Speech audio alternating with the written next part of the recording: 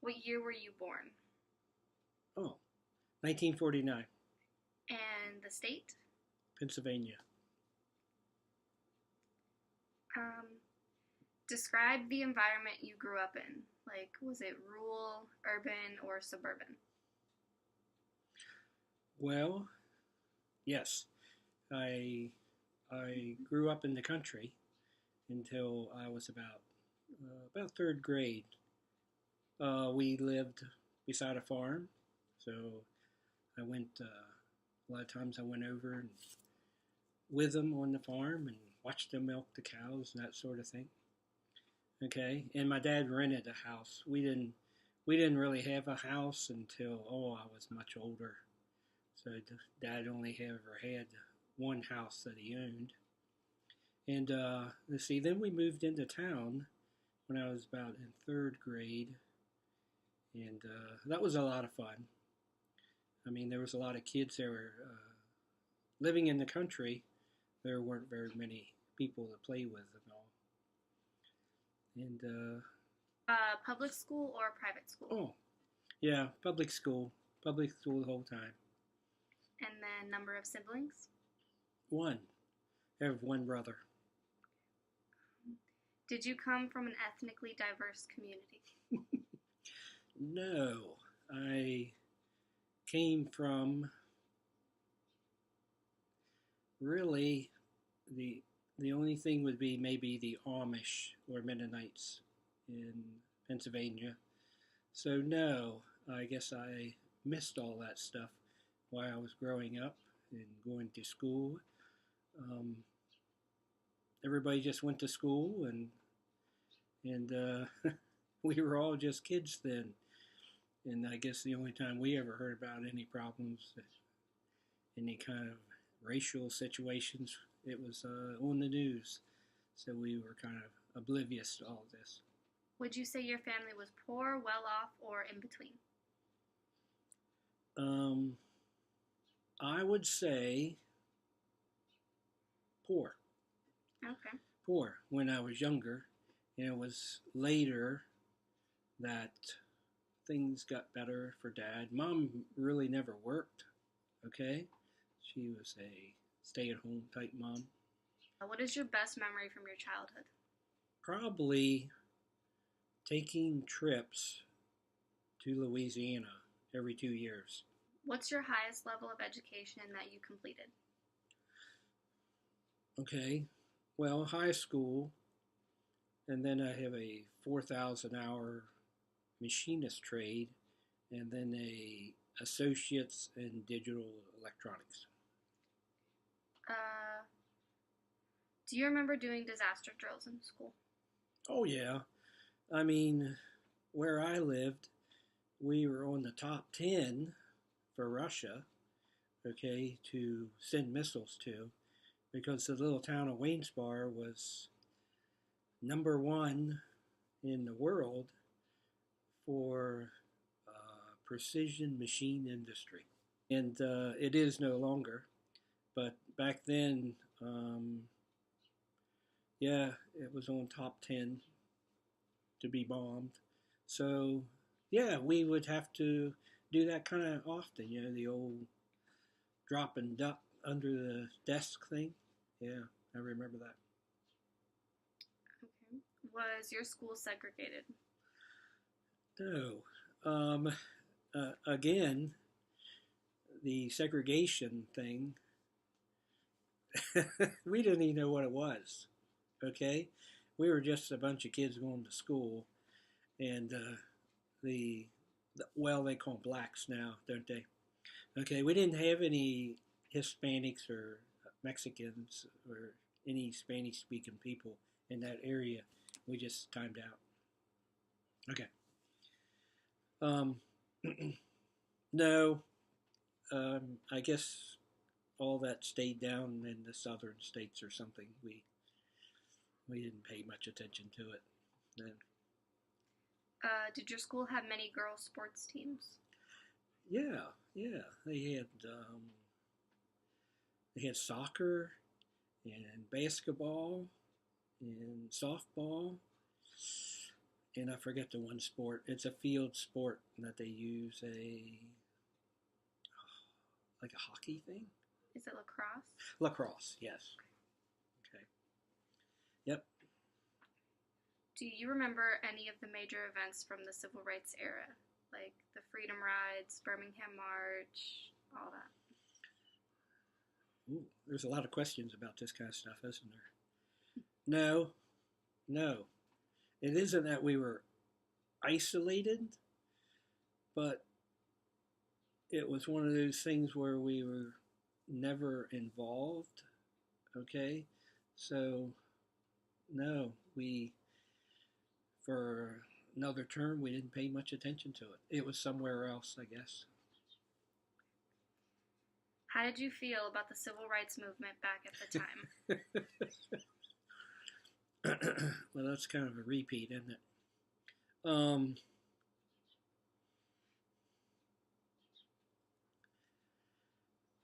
My family and we just didn't follow it. I can't really have an answer for that. And how do you feel about it now? About it now, huh? Mm-hmm. There again, that's an opinion, isn't it? Okay. Well, I don't know. I guess it's one of those issues where you're just supposed to do what you're supposed to do correctly. And I don't know.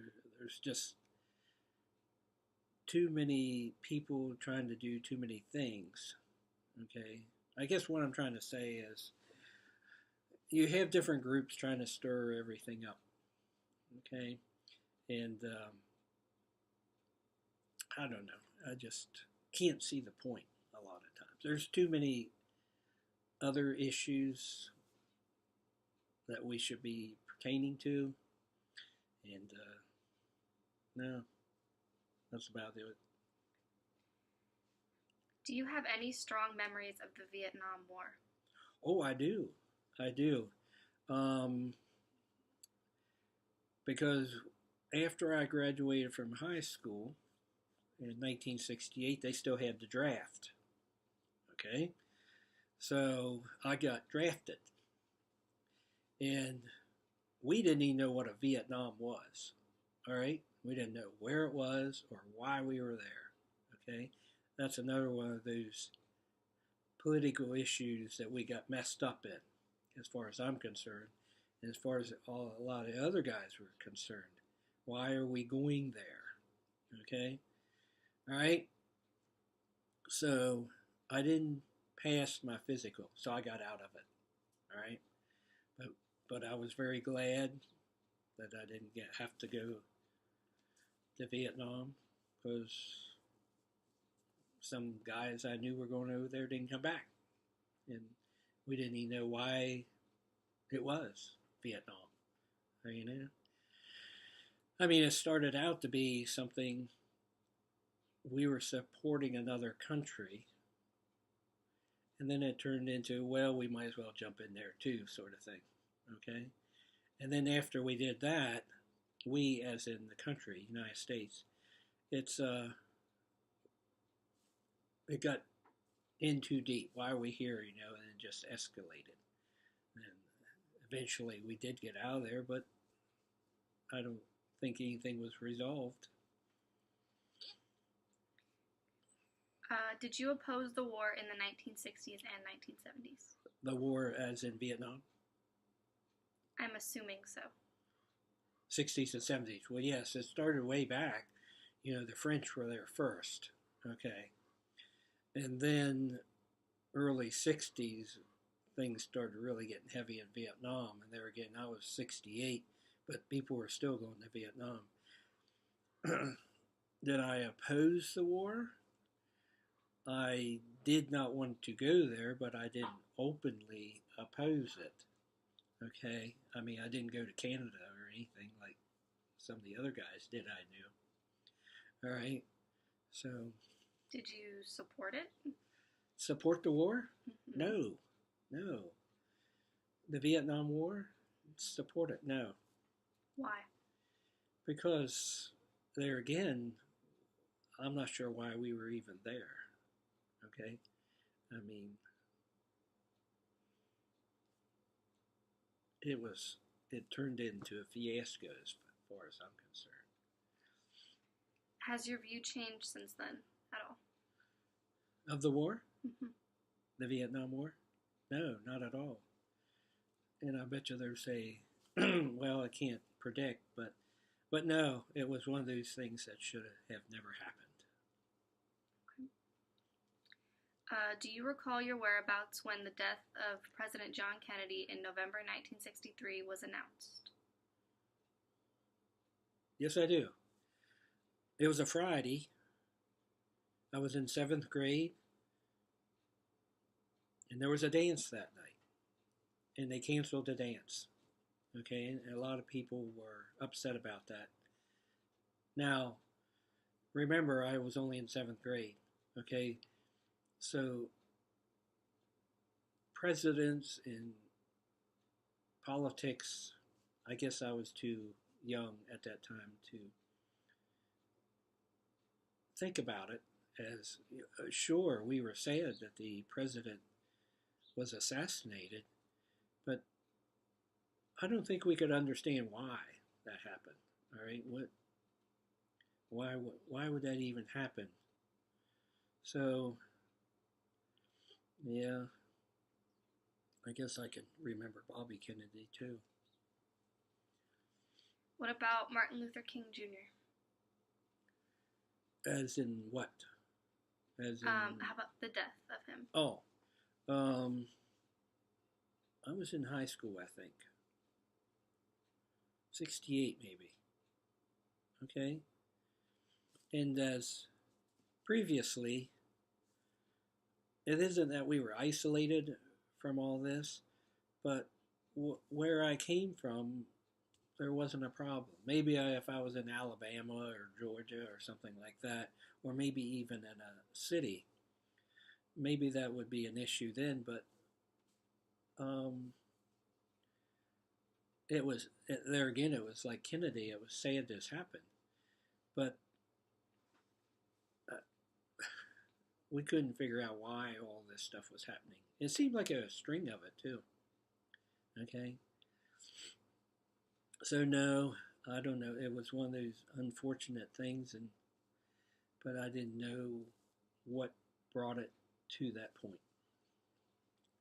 What was the general mood in your community when it happened? Oh, well, I think I just kind of answered that. Okay, there again, where I came from, I mean, if you're segregating, this bunch of people and that bunch of people, right? Where I came from was predominantly white. Okay, but the blacks, we just went to school together. They were black, but we didn't think anything about it. So everybody was saying about it. Did you watch the landing of Americans on the moon in July 1969 on television, and what were your feelings of the event as you watched it? Oh, yes. I'm kind of a pessimist, I guess. Yeah, I did watch it. Okay, we landed on the moon. What's the point? Okay, what are we going to do there? All right? You can't live there. You can't do anything there. You can't sustain life there. So I'm sure there's other things we could have done on Earth to, I mean, how much money was spent to do it to begin with, right? And the Earth around us is falling apart, and we're going to the moon. So I don't get it. Do you recall the UFW strikes against farmers in the 1970s and 1980s? No, I don't know what that is. Did you know anyone before 1980 who was openly gay or homosexual? Before when? 1980. 1980. there was one girl in school, uh, another school, not the one I went to. Um, yes, she was gay. What do we call it then? I don't know. But she didn't fare well. They didn't. People didn't like it. Okay, they may even hurt her. Okay, and I don't know about her partner. Okay, I don't know about that, but no, it didn't go well for her. As far as girls I knew, I just knew of her, but any other, no, I didn't know of any. It was a very acceptable then, you might say. Okay, even my friends, 80, 80, 80. Even my friends in Washington or Baltimore, no, I didn't know anybody. Okay. Do you recall the 1980 presidential election between Jimmy Carter and Ronald Reagan? And who did you support and why? Oh, this might sound terrible for me, but it was a long time before I started voting. Um, when I got out of school, I went to work right away. And eventually I started traveling for the company I worked with in 74. And that's all I did was travel. I never had what I'm building up to here. I never had a short week. I never had a 40-hour week. I always worked a lot of time. And it seems like all I did was work. And I was away all the time. So we didn't, a lot of us guys, we didn't even vote. We were always out somewhere. So no, I didn't. It to me it always seems like the your best candidate is not your best president. Okay, so it seems like, well, I don't know. No, I didn't vote at that time. What impact did the events of September 11th, 2001 have on you? And do you believe that event still has an impact on your life? Well, that's a sore spot for me. I was working at Buick in Flint, Michigan at that time, and I watched it on TV as it was happening. I just so happened to be on break, okay, and they had a TV, an old TV in the break area, and I actually watched the one jet fly into the Trade Center, okay, and I was just shocked at what was going on here, and but what I didn't understand was, I think, how it was handled. Okay, um, too much tiptoeing involved as far as the government goes. Okay, I guess the way I looked at it, we should just everybody involved should just been eliminated. Mm-hmm. You know, and people living in the United States of that belief should have been exiled, whatever you want to call it. Okay, get rid of the problem. So that kind of answers your other question. I think the problem with the policy, especially political, is we don't want to piss anybody off. Okay, so it's kind of okay. It's kind of okay that you killed all those Americans. All right, as long as you don't. There again, as long as you don't piss anybody off in another country. All right. You do the big shebang. We got into a couple big skirmishes over there, and then it kind of all died out, didn't it? I mean, you know, it's acceptable. That's the way I look at these things. Does that answer your question? Yes, it does. Okay. And we are all have questions. Oh, we are. After asking my grandfather all of these questions, I was very surprised by some of his answers. The fact that he didn't know certain things about all of the segregation that was going on because he was very sheltered in Pennsylvania. I was surprised that a bunch of him and his friends, they didn't know what was going on or how big of a deal it really was. When I asked him about the UFW strikes, and he had no idea about the Cesar Chavez movement or any of it, he said it was part of being sheltered, and I can't imagine being that sheltered. You know, growing up, he didn't know much, apparently, and I don't know, I couldn't be in the world and not know what was going on around me. It just amazes me how little he knew back then.